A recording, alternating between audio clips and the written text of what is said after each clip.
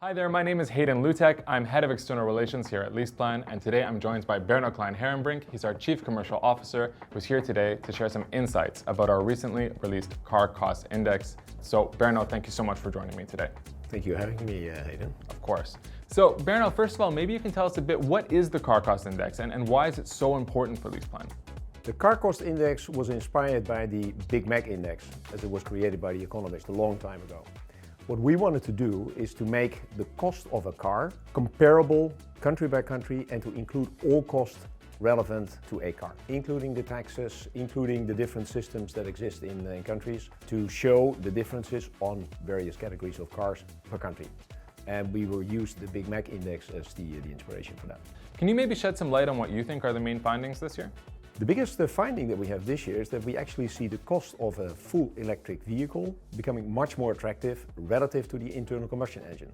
In some countries, it's more attractive to drive an electric car from a cost perspective than it is to drive a diesel or a petrol car. What's making them cheaper? Like, why are the prices coming down? First of all, the car itself, due to technological developments, it's cheaper to produce a car.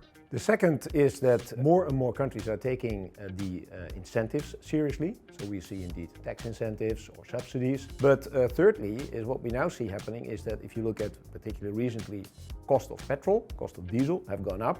If we take that all into the equation, it becomes much more attractive in some cases to go electric. So it's great to see that EV prices are coming down. That's actually really exciting. But what still needs to be better? Where can things still improve, actually? Well, first of all, you need infrastructure. If you can't charge, it's very difficult to drive an electric vehicle. So that's one of the things that we are lobbying for in those countries that still can improve on that part. The second is you want to have a certainty on tax incentives, subsidies, so that people actually take that little step towards electric vehicles. The third will take care of itself. OEMs will start producing cheaper cars. They will also start producing cars that have higher technical ability, and that's in particular range on the battery.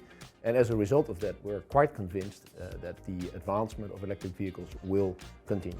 And where specifically can LeasePlan play a role in kind of pushing and accelerating the transition forward? One of the things is to really show people what the real costs are. That's why we have the Car Cost Index that shows you what kind of alternatives that you have. What we're also doing is to make sure that we have an integrated offering towards our drivers that includes a charging at home facility, including easy payment for charging. And of course, we are continuing to lobby towards governments to also explain to them why it is so important that the infrastructure is there and why it is so important that we maintain at this point in time those tax incentives and subsidies. Berno, thank you so much for taking the time to explain the Car Cost Index to us. My pleasure. For those watching, I'd also ask you to stay tuned because pretty soon we're going to release our updated sustainability strategy where we take an even closer look at ESG, which has never been more important than it is today. Until then, please head over to our website, download the Car Cost Index, leaseplan.com/corporate, see all the findings for yourself, and thanks so much for joining us.